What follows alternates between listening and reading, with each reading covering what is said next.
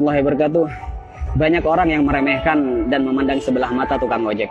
Tapi saya santai saja, karena hidup ini memang tidak pernah lepas dari komentar orang lain. Karena menurut saya, apapun pekerjaan dan profesi kita di dunia ini adalah mulia selama pekerjaan itu halal, dan termasuk sebagai tukang ojek. Menurut saya, ojek adalah pekerjaan yang membuat kita menjadi lebih tenang, santai, bebas, dan leluasa. Karena pekerjaan ini bisa mengatur waktu kita sendiri, dan bukan kita yang diatur-atur. Ada yang mengatakan hidupnya kurang beruntung karena jadi tukang ojek. Justru, menurut saya, jadi tukang ojek adalah keberuntungan yang luar biasa. Karena profesi ini mampu memanage waktu kita sendiri, terutama waktu untuk beribadah kepada Allah Subhanahu wa Ta'ala. Ketika menjelang waktu sholat, kita bisa mematikan aplikasi dulu untuk menjalankan kewajiban sholat tepat waktu dan bahkan berjamaah di masjid. Kalau pekerjaan yang lain, saya rasa belum tentu bisa. Tak mengapa kita dipandang hina oleh makhluk. Yang terpenting tidak hina menurut pandangan Allah Subhanahu wa Ta'ala.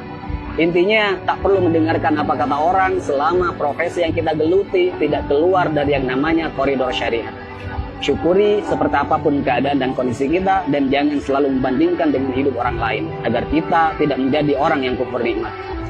Dan yang perlu diingat, apapun profesi kita, tetap harus Allah yang dijadikan prioritas dan tujuan utama. Karena Allah menciptakan kita, wa ma khalaqtul jinna wal insa illa liya'budun.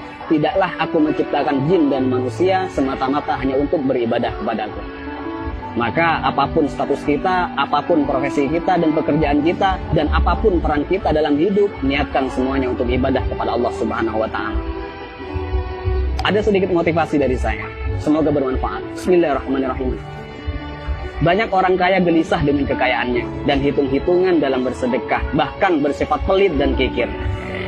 Banyak artis bercerai padahal pasangannya sempurna, kaya, ganteng dan cantik. Banyak pejabat korupsi, padahal puluhan juta gaji dari jabatannya. Banyak polisi yang tak mengayomi, tapi malah memeras rakyat. Ada yang mengatasnamakan perjuangan, malah menilap dana bos. Banyak pembisnis sukses, tapi tidak jujur. Banyak yang masih bergelut dengan riba, hanya untuk gaya hidup. Ada yang menguasai banyak ilmu agama, tapi gemar bermaksiat dan tak mengamalkan ilmunya.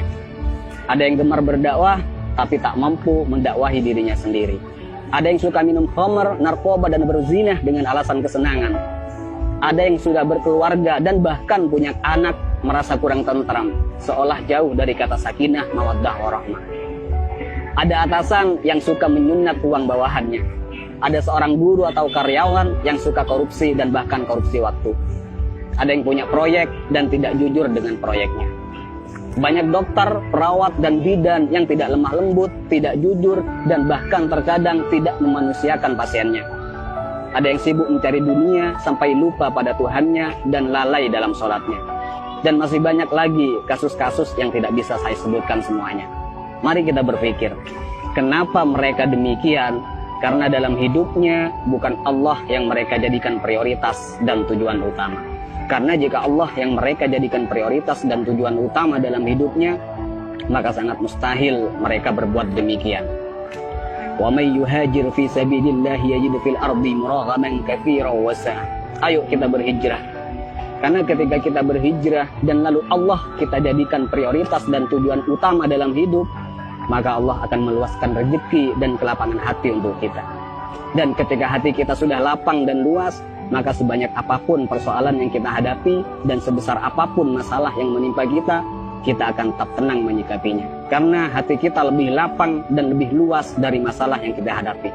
Tapi jika dalam hidup bukan Allah yang kita jadikan tujuan utama, maka hati kita akan sempit. Jadi sebanyak apapun harta kita, setinggi apapun pangkat dan popularitas kita, semua malah tak akan henti menggelisahkan dan bahkan membingungkan.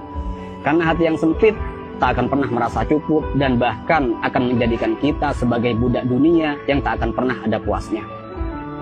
Jadi sekali lagi buat teman-teman, tak usah malu apapun profesi dan pekerjaan kita. Selama itu halal, semua adalah pekerjaan yang mulia. Dan yang terpenting, apapun profesi kita, apapun pekerjaan kita, dan apapun peran kita dalam kehidupan, niatkan semuanya untuk ibadah dan jadikan Allah sebagai prioritas dan tujuan utama. Dan jika kita galau, gelisah, sedih, gundah gulana, hati tidak tenang, maka perlu kita cek. Pasti ada kesalahan dan maksiat yang kita lakukan. Dan sudah pasti kita meletakkan dunia di atas Tuhan. Dan juga saya pastikan hubungan kita dan Allah sudah tak lagi mesra. Jadi kesimpulannya, tolak ukur ketenangan dan kebahagiaan bukanlah kekayaan, bukan jabatan, dan bukan popularitas. Tapi tolak ukur ketenangan dan kebahagiaan adalah tergantung di mana letak Allah di hati kita. Assalamualaikum warahmatullahi wabarakatuh.